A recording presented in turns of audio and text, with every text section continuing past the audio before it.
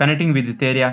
Hello friends, previous వీడియోలో electromagnetism, electromagnetic induction and Faraday's first law and second లా అంటే ఏమనేది మాట్లాడుకుందాం.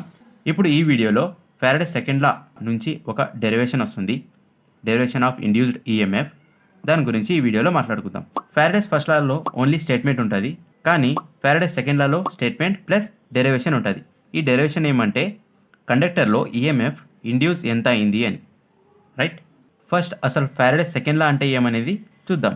Faraday's second law, the magnitude of the induced EMF is equal to the rate of change of flux linkages. It means ఒక కండక్టర్లో EMF ఎంత induce అవుతుంది, అది దేనిపైన depend అవుతుందంటే ఆ కండక్టర్ ఆ మ్యాగ్నెటిక్ ఫీల్డ్లో ఎంత స్పీడ్గా అయితే ఆ ఫ్లక్స్ని కట్ చేస్తాయో, ఇవి మ్యాగ్నెటిక్ ఫ్లక్స్ లైన్స్ ఉన్నాయి కదా, మ్యాగ్నెటిక్ లైన్స్, ఇవి మ్యాగ్నెటిక్ ఫ్లక్స్ అంటారు. దానికి ఎంత స్పీడ్గా ఎంత ఎక్కువ కట్ చేస్తాయో పర్టికులర్ టైం పీరియడ్కి, అంత ఎక్కువ ఈఎంఎఫ్ అనేది ఇండ్యూస్ అవుతుంది. దానికోసం డెరివేషన్ ఉంది, చూద్దాం. దానికన్నా ముందు ఇవన్నీ ఇండ్యూస్ ఈఎంఎఫ్ అని అంటున్నాను కదా. సో ఈ ఫంక్షన్ ఎక్కడ అవుతుందంటే జనరేటర్స్లో, మోటార్స్లో అవుతుంది. మోటార్స్లో ఏముంటుంది? వైండింగ్ ఉంటుంది. వైండింగ్ ఎలా తయారు చేసి ఉంటుంది? ఒక కండక్టర్ కలిసి టర్న్స్ ఏర్పడతాయి, కాయిల్ ఏర్పడుతుంది. చూడండి, ఫస్ట్ ఒక కండక్టర్ ఉంటుంది మ్యాగ్నెటిక్ ఫీల్డ్లో, ఇంకో కండక్టర్ తీసుకొని ఇలా చేస్తే ఇది ఒక కండక్టర్, ఇది ఒక కండక్టర్, రెండింటిని ఇలా చేస్తే ఇది టర్న్, ఇది కండక్టర్. అండ్ ఇలాగే నంబర్ ఆఫ్ టర్న్స్ ఉంటే, నంబర్ ఆఫ్ టర్న్స్ ఇలా ఉంటే ఇది ఒక కాయిల్. ఇలా నంబర్ ఆఫ్ కాయిల్స్ ఉంటాయి. ఆ నంబర్ ఆఫ్ కాయిల్స్లో నంబర్ ఆఫ్ టర్న్స్ ఉంటాయి, నంబర్ ఆఫ్ టర్న్స్లో కండక్టర్స్ ఉంటాయి. మనకి ఇక్కడ ఈ డెరివేషన్లో యూజ్ అయ్యేది టర్న్స్, నంబర్ ఆఫ్ టర్న్స్. అర్థమైందా? So let's start our derivation. Let E is equal to induced EMF, phi1 is equal to initial flux linkages, phi2 is equal to final flux linkages, T is equal to time taken.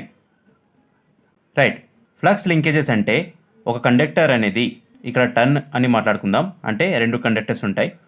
So turn అనేది ఆ ఫ్లక్స్ని ఎంత cut చేస్తుందో అది flux linkages. Means first of all stop అయి ఉంటే turn, zero flux linkages. So initial flux linkages maybe zero. ఎప్పుడైతే ఇక్కడ నుంచి మూవ్ అయ్యి ఇలా తిరుగుతుందో అప్పుడు కొద్దిగా ఫ్లక్స్ని కట్ చేస్తుంది కదా. సో అప్పుడు ఫైనల్ ఫ్లక్స్ లింకేజెస్ వస్తుంది. మనం ఎంత చేంజ్ అయింది అనేది phi2 - phi1 చేస్తే వస్తుంది. ఇది ఒక టర్న్ ఉంటేనే. నెంబర్ ఆఫ్ టర్న్స్ ఉంటే ఎలా? సో దానికోసం n is equal to number of turns. So నార్మల్గా చేంజ్ ఇన్ ఫ్లక్స్ అంటే phi2 - phi1 చేస్తే వచ్చేస్తుంది. అప్పుడు ఒకటే కండక్టర్ ఉంటే n ఈజ్ ఈక్వల్ టు 1 ఉన్నప్పుడు. కానీ మనకి నెంబర్ ఆఫ్ టర్న్స్ ఎక్కువ ఉంటాయి కదా మోటార్స్లో, జనరేటర్స్లో. కాబట్టి ఇప్పుడు total change in flux initial, so total initial flux linkages చూసుకుంటే n phi1, total final flux linkages చూసుకుంటే n phi2. Have you understand? Right. So మనకి according to this definition, according to this statement ఏం కావాలా? Change in flux కావాలా, change of flux linkages కావాలి. So change of flux ఎలా వస్తుంది మనకి?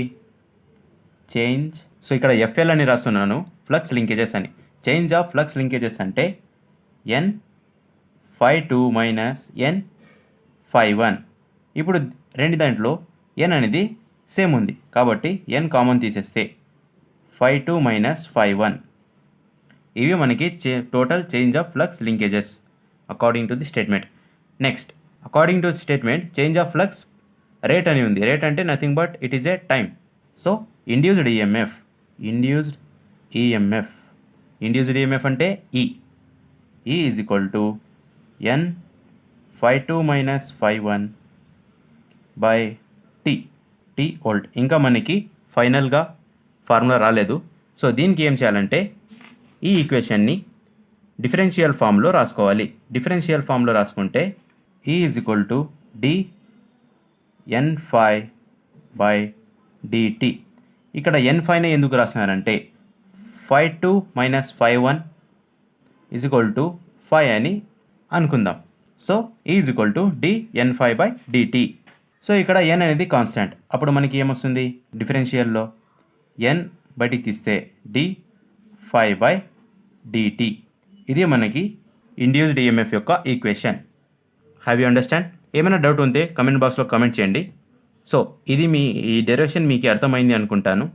Induced EMF ఒక టర్న్లో ఇండ్యూస్డ్ ఈఎంఎఫ్ కనుక్కోవాలనుకుంటే ఇది ఈక్వేషన్ n(d∅dt). ఓన్లీ ఇది ఒకటే కాదు, ఈఎంఎఫ్ ఇండ్యూస్ అనేది చాలా టైప్స్ ఉంది. Dynamically induced EMF, statically induced EMF, అవన్నీ వచ్చే వీడియోస్లో మాట్లాడుకుందాం. ఇవి అన్నీ ముందు చెప్పినట్టే లైన్గా వస్తుంటాయి. ఎలక్ట్రోమాగ్నెటిక్ ఇండక్షన్ గురించి వీడియోస్ ఇంతకుముందు ఒకటి చేసినాను, ఇప్పుడు ఇది, నెక్స్ట్ ఇంకా వస్తూనే ఉంటాయి. So make sure to subscribe our channel. ఇది డెరివేషన్ మీకు అర్థమైంటే ప్లీజ్ లైక్ చేయండి, ఇంకా మీ ఫ్రెండ్స్తో కూడా షేర్ చేయండి. నెక్స్ట్ పార్ట్లో మళ్ళీ కలుద్దాం. డిస్కనెక్టింగ్ విద్యుత్ ఏరియా.